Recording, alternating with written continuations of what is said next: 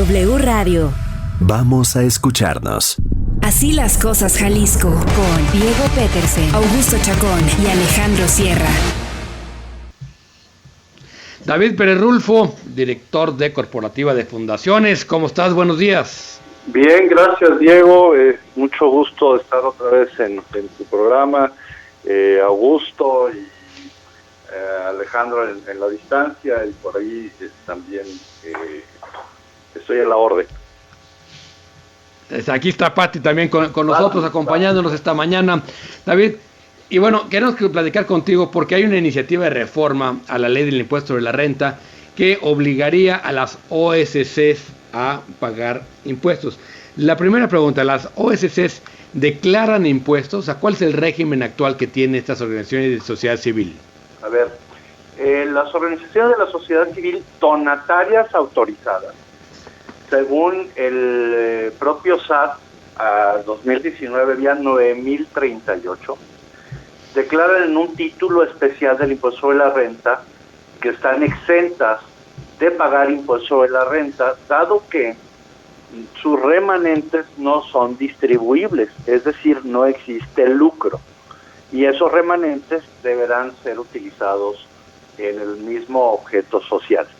Todas las demás asociaciones civiles no donatarias tributan en el título 2, que son actividades mercantiles. Acuérdense que el impuesto sobre la renta tasa las utilidades. Si una asociación civil tiene los mismos ingresos que los mismos gastos, pues no pagará ISR porque no hay utilidades, que es exactamente el mismo caso, excepto que las donatarias, si tienen remanente, dado que no van a distribuir ese remanente, no tendrían que pagar impuestos sobre la renta. Ese es el supuesto.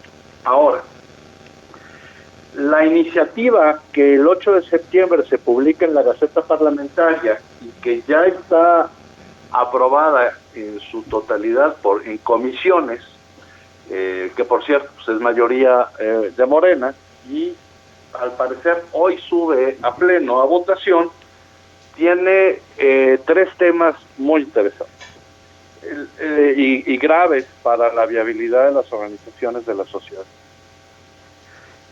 El primero de ellos está basado en un formato que el SAT te propone o te pone para que tú llenes tu información de transparencia.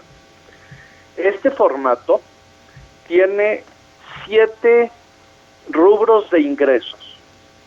Dice ingresos por donativos, en efectivo, en especie, total de donativos. En el 2019 hubo 47,000 millones de pesos de donativos. Otro rubro dice demás. Eso es lo que la sociedad mexicana dona. Los demás ingresos menos del 1% del presupuesto, o sea, es poquitito. Poquitito. Los demás ingresos recibidos por las donatarias: arrendamiento de inmuebles, 1,500 millones, dividendos, casi 400 millones, regalías, 12 millones, intereses de vengados, 18,000 millones, y otros ingresos, 132,000 millones. Y entonces, dice los proponentes de esta iniciativa, pues allá hay una fuga, 132,000 millones de otros ingresos, asumimos que no son del objeto social. Pero luego te revisas quiénes son los que reportan en esa casilla, porque no la puedes mover, otros ingresos, y te encuentras que son el Centro Cultural de México, Universidad Panamericana, Formación Humanista y Humanitaria La Laguna, Universidad Torreón, Instituto Tecnológico Autónomo de México, el TEC de Monterrey, son universidades privadas. Todas son organizaciones sin fines de lucro, pero que no tienen una casilla para poner sus cuotas de recuperación, y entonces lo ponen en otros ingresos. No. Sí, las que mencionaste tú, todas son universidades privadas, sí, que están registradas como asociaciones sin fines de lucro, sí, pero que sabemos, digamos, que generan un gran negocio. ¿Hay probabilidad de que alguien esté evadiendo impuestos por acá? No, ahí está el error, Diego. Generan un gran flujo, porque el negocio sería que los remanentes se distribuyeran entre los accionistas o a los asociados. Y eso no sucede en ningún caso. ¿Sale? Entonces lo que hacen es tienen que reinvertir ese dinero. Correcto. Pero se quedan con un gran flujo, ¿no? Es decir, hay un gran flujo y puede haber remanentes y puede haber patrimonios, ¿no? Sí. ¿Las universidades privadas deberían o no deberían de pagar impuestos? ¿Cuál es tu visión? Los bancos de alimentos de Cajeme, de Juanacatlán, de Saltillo, reportan 70 y 80% de otros ingresos, pues son las despensas, las cuotas que en lugar de cobrar 400 pesos por la despensa, cobran 50 a la gente que hace fila por su despensa cada 15 días. Y lo reportan como otros ingresos. Entonces el supuesto es que todos los que excedan el 50% perderán su calidad de donataria autorizada. Pero además, si no la recuperan, tendrán que destinar sus activos a otras donatarias. Y yo creo que el sector educativo de las universidades privadas y fines de lucro no lo ha visto, porque no hemos visto nada desde FIMPES, los pone en riesgo su viabilidad. Lo que dice es que aquellas que excedan el 50% de ingresos que no sean donativos, perderán su calidad de donatarias y tendrán que pagar impuestos por los ingresos. Pero nadie paga impuestos por los ingresos, tienes que pagar impuestos sobre... impuestos por los ingresos, o sea, está totalmente mal, ¿no? Y además,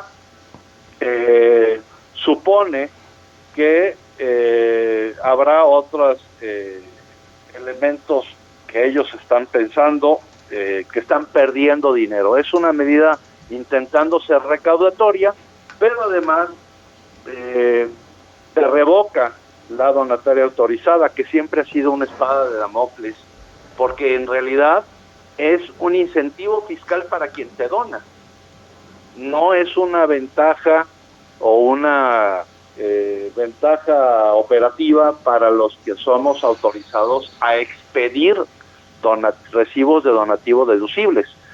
Todas las asociaciones civiles, donatarias o no, pueden recibir donativos.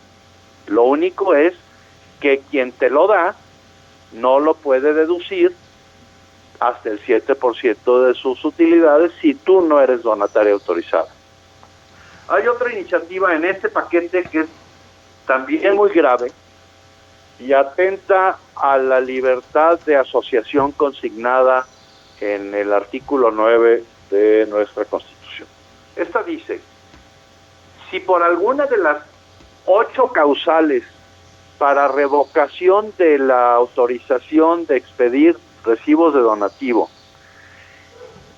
de una asociación civil, si existe una persona que además es asociado de otras, si esta primera la pierde, todas las demás la pierden. Entonces, pues se trata de una pena trascendental que está prohibida por la Constitución. De aprobarse esta propuesta en términos, violaría los derechos fundamentales de que gozan las personas morales y en contravención de los principios de certeza y seguridad jurídica.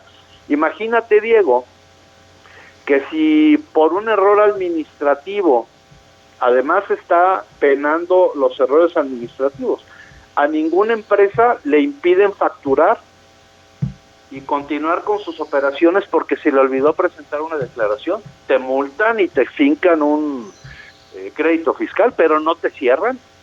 No, claro. Bueno, acá sí, te van a cerrar y además si tú eres socio de otras o asociado de otras, todas las demás se cierran. David, ¿qué tal? Buenos días. Hola, Augusto. ¿Cómo estás? Oye, bueno, es consistente este movimiento del actual régimen contra las asociaciones civiles, pero también es consistente respecto a fijarse en la peccata minuta, cuánto dinero recaudará además haciendo esto y dejará de recaudarlo porque seguramente muchas asociaciones dejarán de hacer lo que están haciendo si esta reforma se consuma, pero sobre todo de qué manera ha conseguido poner por delante reglas fiscales a un derecho fundamental consagrado en la Constitución, el derecho a asociación que ya mencionabas en el artículo 9 que nos viene desde la Constitución de 1857. Sí, a ver, no es nuevo. Este es un tema global.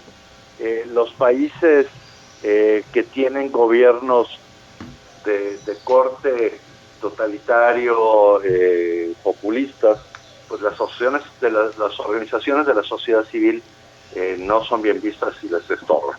No hay. Oye, no, David, no sabes cómo. David, no sabes cómo te está aplaudiendo ahorita Alejandro Sierra. Desde donde esté. Desde donde esté. Hay países que está prohibido asociarse, ¿no? Y me parece que este es el camino que estamos tomando con todas estas restricciones fiscales. Es decir, no podemos asociarnos para cualquier tema en donde esté prohibido. Alejandro Sierra, Augusto Chacón y Diego Petersen se pueden asociar para todos los días a las 9 de la mañana entre semana, además de tener su programa, ver si llegan los marcianos sentados en un parque. Eso ya estamos seguros. Asociación delictuosa, ¿eh? Bueno, eso sí puede ser, pero si no está prohibido expresamente, está en su libertad de asociar. Claro.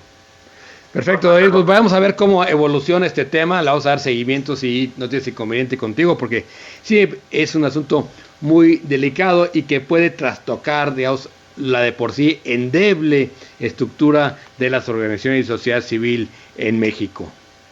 Así es, gracias por la oportunidad de llamar la atención sobre este asunto, que parece recurrente. Cada año que vienen las reformas fiscales, pues estamos en estos temas de hacer cabildeo y decir, oigan, pues está totalmente mal, y el programa de radio con ustedes, y una cantidad de movimientos tratando de defender la libertad de asociación en la que nos encontramos en esto. Muchas gracias a ustedes y por el tiempo. Gracias, David Pérez Rulfo, director de Corporativa de Fundaciones. Pues sí, habrá que darle seguimiento a este tema, Pati, porque sí está delicado. Sí, la verdad es que pues son repetidas, ¿no?, las veces que se ha visto cómo se trata de atentar contra las organizaciones de la sociedad civil, no viendo, bueno, el beneficio, el trabajo que se hacen y la gran afectación que podrían tener, en este caso, pues a la autonomía y al financiamiento, que es lo que está, pues, en riesgo con esta ley del impuesto sobre la renta. Bueno, pues vamos a ver qué sucede, pero pues sí, David ya también en la vez pasada que lo teníamos aquí en este espacio, nos comentaba esta parte y cómo ya de entrada pues están más que vigiladas y fiscalizadas estas organizaciones, y bueno, pues ahora con esta atenta totalmente contra pues también la actividad de las donatarias.